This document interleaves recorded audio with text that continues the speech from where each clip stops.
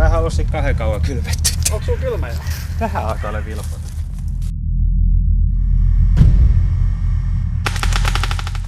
Tervehdys! Nyt olisi aika vähän lunastaa lupauksia. Eli mä olen mukana semmoisessa toiminnassa kuin Pienempi kuin 3 ry, hyväntekeväisyyhdistys. Ja meillä on ollut nyt paljon erilaisia projekteja nyt menossa, mutta päällimmäisenä meillä on tällä hetkellä nenäpäiväkeräys ollut. Ja kun on tubettajista kyse, niin silloin myös vähän laitetaan tubehaasteita. Eli meillä oli tavoite kerätä nenäpäivään 10 000 euroa. Ja me tubettajat saatiin erilaisia haasteita laittaa tietyistä rahasummista, kun ne täyttyy. Ja mä laitoin 6 500 euroa, että mä ottaisin 10 osumaa paintball-aseesta. Ja sehän summa on lähes tuplaantunut, että meillä on nyt pikkusen rapiat alle 12 000 koossa. Eli kiitos todella paljon kaikille lahjoittaneille siitä, että saadaan hyvää asiaa aikaan ja näin poispäin. Ja tosiaan 6 500 euroa ylitys, niin nyt mä oon sit luvannut ottaa 10 osumaa paintball-aseesta. Ja se, että vähän pientä lisämaustetta siihen yleensä mä tykkään tehdä näihin, niin mulla on kaverilla niin tämmönen niin kuin ammattilaisase, että sillä on kaikki elektroniikkasysteemit siinä kaikki, niin hän säätää sen kovemmalle, eli sit lähtee nyt, se luoti 330 kilometriä tunnissa ja muistaakseni 91 metriä sekunnissa oli niin tämä metri sekunnissa nopeus. Eli voitte kuvitella silleen niin se melkein lensi 100 metriä. Et se on niin älytön teho, mikä siitä lähtee.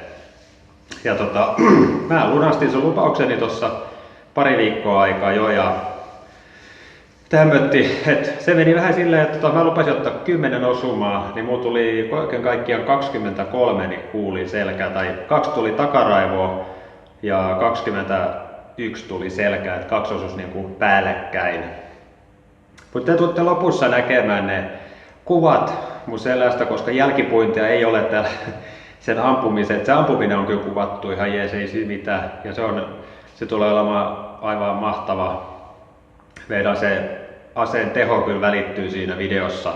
Ja se kipu, mikä siitä tuli, kun sillä ammuttiin mua selkään, niin se oli jotain niinku... ei se ensimmäinen osuma oikeastaan, mutta sit kun sitä alkoi ropisemaan enemmän niitä luoteja, niin voin sanoa, että ei ollut niinku ihan kivuttomimmasta päästä se sattuminen. Et se oli sellainen puoli tuntia mua poltti, kun olisi niinku kuumalla, vehkuvan kuumalla jollain miakalla selkä niinku vedetty auki. Ja siis se oli ihan uskomaton, mikä se oli se. Et sen takia se jälkipuinti ei ollut tavallaan, että mä en tiedä, tuli mulla osittain vähän paniikki siitä, koska ne tehot oikeasti oli niin äärimmäisen kovat siinä. Että mä tiesin, että se ei tule olemaan helppo temppu. Ja niissä kuvissakin näkyy, että kuinka se iho on mennyt rikki oikeasti niin kuin niistä luotien voimasta.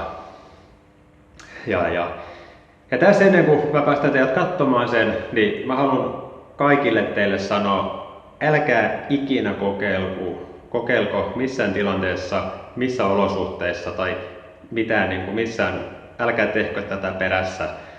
Se on typerää, mutta mä nyt sen tein ja testasin, koska mä sen lupasin ja hyvän asian puolesta. Mä oon aika paljon tekemään kaikkea hullua ja tämmöistä hölmöä, että saadaan ihmiset liikkeelle ja saadaan hyvää aikaan.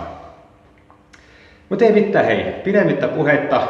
Iso kiitos kaikille lahjoittaneille, todella paljon. Ja toivottavasti tykkäätte videosta ja näette mun tuskan ja mun panoksen tähän hyvän asian puolesta tekemiseen. Ei mun muuta.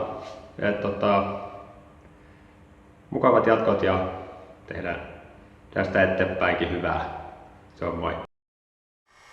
Tiedät psyykkausta ensin.